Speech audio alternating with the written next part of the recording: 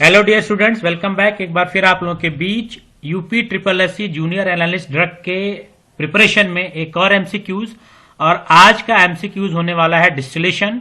तो distillation topic से related कुछ एमसीक्यूज देखेंगे। तो आइए स्टार्ट करते हैं डिस्टिलेशन से रिलेटेड एमसीक्यूज। इसमें पहला ही क्वेश्चन है, chip are used in distillation flask to prevent. देखिए डिस्टिलेशन अगर थोड़ा सा मैं बता दूं, डिस्टिलेशन क्या एक प्रोसेस है जिसमें हम लोग सेपरेट करते हैं चीजों को।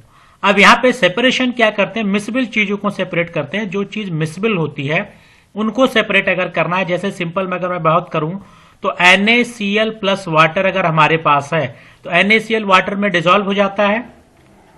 इसको सेपरेट करना है तो हम लोग डिस्टिलेशन यूज करते हैं। उसी तरह से अगर हमारे पास सैंड प्लस वाटर है तो सैंड वाटर में डिसॉल्व नहीं होता, और इसको सेपरेट करने के लिए हम लोग फिल्ट्रेशन टेक्निक यूज करते हैं। तो फिल्ट्रेशन हो या डिस्टिलेशन हो, दोनों सेपरेशन टेक्निक होता है। एक फिल्ट्रेशन में इनसॉल्युबल जो मटेरियल होते हैं उनको सेपरेट करने के लिए हम लोग फिल्ट्रेशन यूज करते हैं, जिसमें हम लोग क्या यूज करते हैं, फिल्टर मीडिया।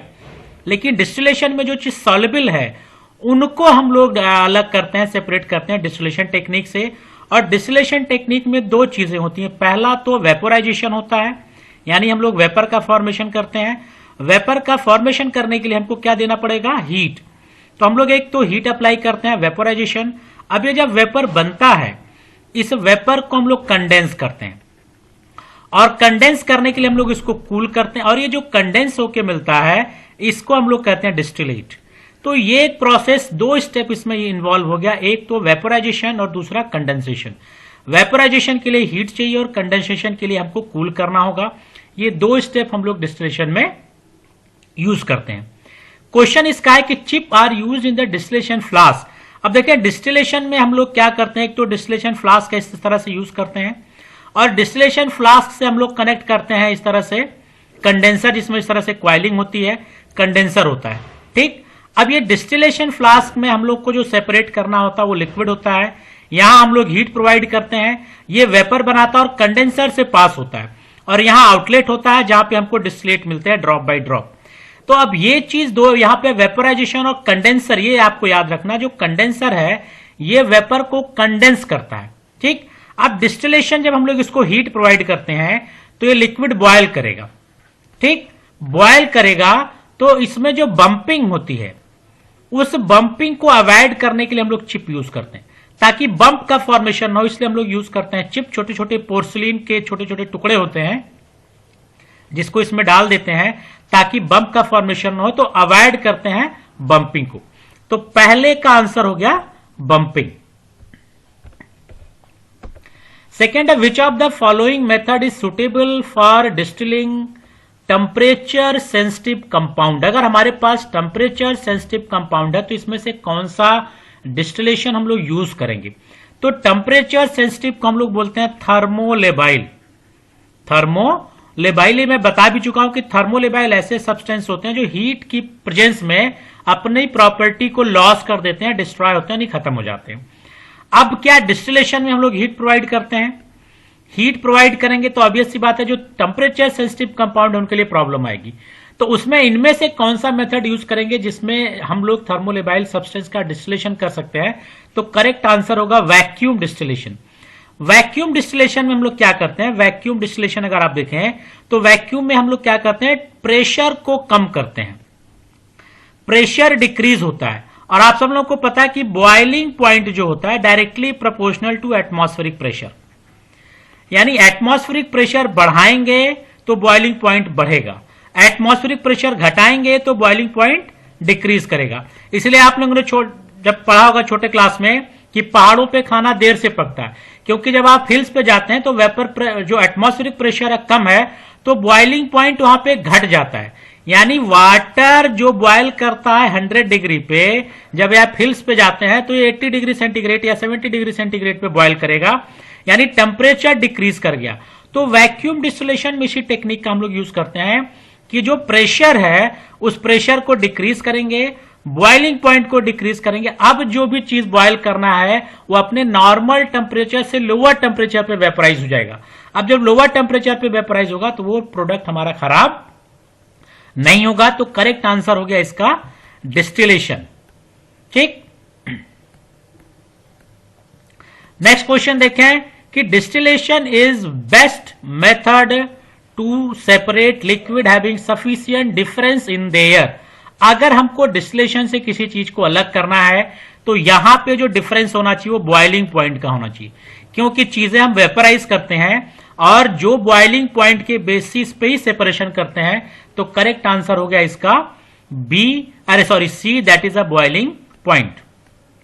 चौथा क्वेश्चन है कि steam distillation process is used to separate substance which are. तो स्टीम डिस्टिलेशन हम लोग किसके लिए यूज करते हैं? तो स्टीम डिस्टिलेशन में हम लोग स्टीम यूज करते हैं।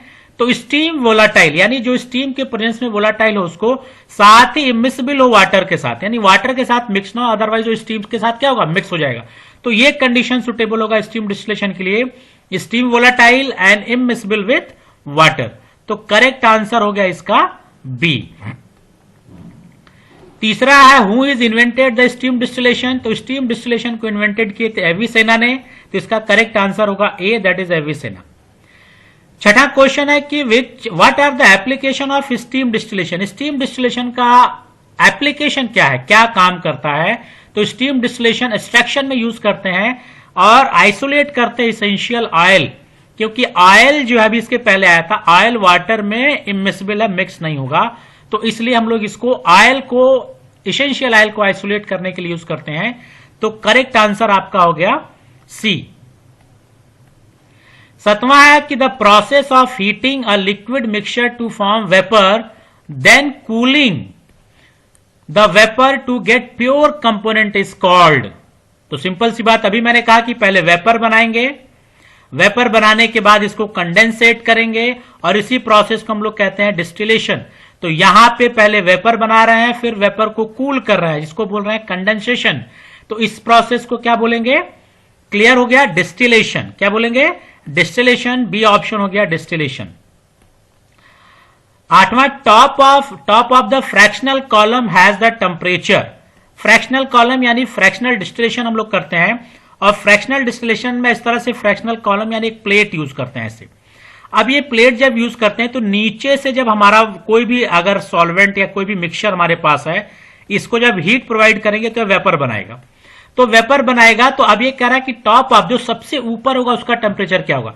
तो हाफ हीट नीचे से दे रहे हैं, ये जब इसको टच करेगा तो यहां पे जो टेम्परेचर है ये ज्यादा होगा, सेकेंड वाले पे टेम्परेचर और कम होगा, थर्ड वाले पे टेम्परेचर और कम होगा। यानी आप सक्सेसिव जब ऐसे आगे बढ़ेंगे तो टेम्परेचर डिक्रीज होगा, यानी यहां पे क्या होगा, टेम्परेचर लो होगा। कब? कॉलम टॉप पे जो कॉलम होगा उसका टेम्परेचर यहां पे लो होगा, यानी करेक्ट आंसर हमारा हो गया बी। नौवां है कि the distilled water is collected in. Distilled water कहां कलेक्ट होता है? तो डिस्टिल्ड वाटर मैंने कहा एक तो राउंड बॉटम फ्लास्क होता है, इस तरह से देखें आप, राउंड बॉटम फ्लास्क होता है, इसको बोलते हैं RBF, राउंड बॉटम फ्लास्क, जिसमें हम लोग मिक्सचर जिसको सेपरेट करना है, यहां से कनेक्ट होता है कंडेंसर इस तरह से, ये जिसमें बीच में इस तरह से क्वाइलिंग होती है। अब यहां से वेपर बनता है कंडेंस में और यहां पे कलेक्ट होता है, और यहां पे हमारा होता है रिसीवर, और इसी रिसीवर में हमारा डिस्टिल्ड वाटर क्या होता है, कलेक्ट होता है। ठीक है, तो इसका करेक्ट आंसर होगा A. The residue in the round bottom flask, यानी रेसिड्यू का मतलब होता है क्या बचा राउंड बॉटम फ्लास्क में। जो अभी मैंने यूज किया इस तरह से राउंड बॉटम फ्लास्क, ये जो राउंड बॉटम फ्लास्क है, या तो लिक्विड वेपराइज हो गया, वेपर होकर निकल गया, अब इसमें बच क्या रहा वो पूछ रहा, रेसिड्यू क्या बचेगा। तो वेपराइज कौन होगा, जो वोलाटाइल होगा, यानी जो वेपर्स बनाएगा वही तो वेपराइज होगा। अब यहां पे क्या बचेगा, नॉन वोलाटाइल, जो वोलाटाइल नहीं होगा। तो करेक्ट आंसर हो गया नॉन वोलाटाइल।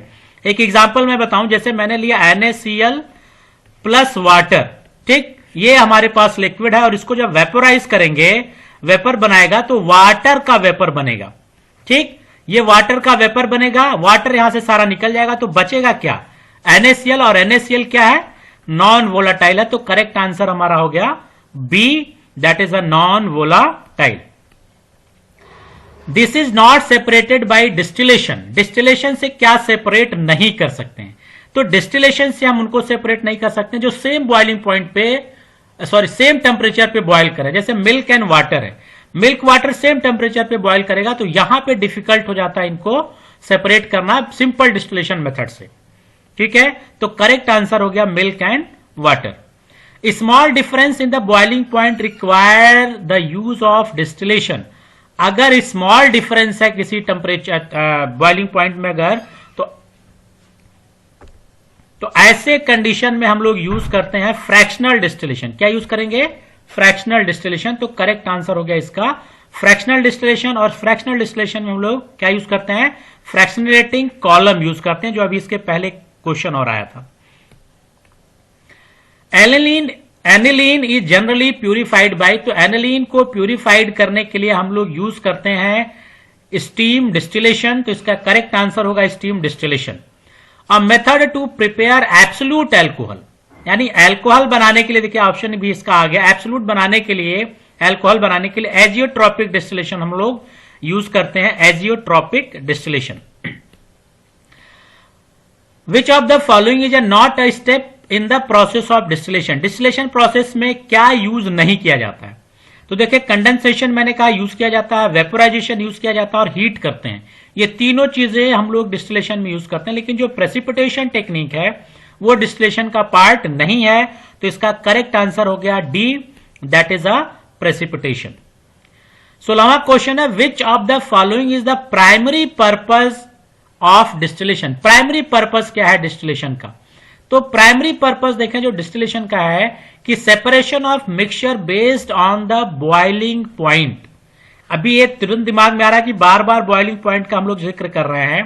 तो यहां पे देखें सॉलिबिलिटी है, कलर है, डेंसिटी है नहीं, लेकिन जो बॉइलिंग पॉइंट का ऑप्शन आपको मिल रहा है यही करेक्ट होगा, क्योंकि हम लोग डिस्टिलेशन में जो सेपरेशन है वो हीट कर रहे हैं और हीट लिक्विड है. तो जाहिर सी बात है हम लोग किसकी बात करेंगे?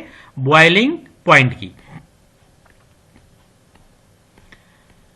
17वां क्वेश्चन है in vacuum distillation why is pressure reduce. Pressure क्यों रिड्यूस करते हैं?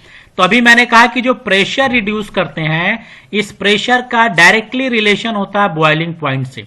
अगर हम लोग प्रेशर बढ़ाएंगे तो बॉइलिंग पॉइंट भी बढ़ेगा, लेकिन अगर प्रेशर को रिड्यूस करें तो हमारा बॉइलिंग पॉइंट भी क्या होगा? डिक्रीज करेगा. और बॉइलिंग पॉइंट डिक्रीज इसलिए किया जाता है कि जो भी थर्मोलेबाइल या हीट सेंसिटिव मटेरियल होते हैं उनके लिए हम लोग वैक्यूम डिस्टिलेशन यूज करते हैं. तो प्रेशर रिड्यूस करने का मतलब है कि we can reduce the boiling point. तो इसका बी ऑप्शन देखें, to reduce the boiling point of the liquid. Boiling point liquid को कम करने के लिए हम लोग यूज करते हैं वैक्यूम डिस्टिलेशन. 18वां question in distillation distillate is. Distillate क्या है? ठीक, तो डिस्टिलेट क्या है कि देखें तो यहां पे जो ऑप्शन मिल रहा है लास्ट वाला, liquid which is collected by condensation, इसको हम लोग बोलते हैं डिस्टिलेट. यानी जो रिसीवर में कलेक्ट होता है कंडेंसर के आने के बाद, कंडेंसर से पास होने के बाद, सॉरी, तो जो कंडेंसर से पास होके जो रिसीवर में कलेक्ट होता है इसको बोलते हैं डिस्टिलेट. क्या बोलते हैं? डिस्टिलेट. तो करेक्ट आंसर हो गया डिस्टिलेट. 19th क्वेश्चन देखें, water for injection is prepared by. तो वाटर फॉर इंजेक्शन ये क्वेश्चन पूछा था जिसको हम लोग कहते हैं WFI. WFI को प्रिपेयर करने के लिए सिंपल डिस्टिलेशन टेक्निक यूज करते हैं. तो इसका करेक्ट आंसर होगा सिंपल डिस्टिलेशन. रिवर्स ऑस्मोसिस यानी आरओ से भी हम लोग डिस्टिल वाटर प्रिपेयर करते हैं. तो इसका करेक्ट आंसर होगा डी. तो ये आपका कुछ क्वेश्चन था related to the distillation. Distillation से रिलेटेड क्वेश्चन थे एमसीक्यू जो आपके जूनियर ड्रग एनालिस्ट के लिए इंपॉर्टेंट हो सकते हैं. फिर इसी तरह से कुछ और एमसीक्यूज के साथ नेक्स्ट वीडियो में मिलेंगे. Till then goodbye, have a nice day.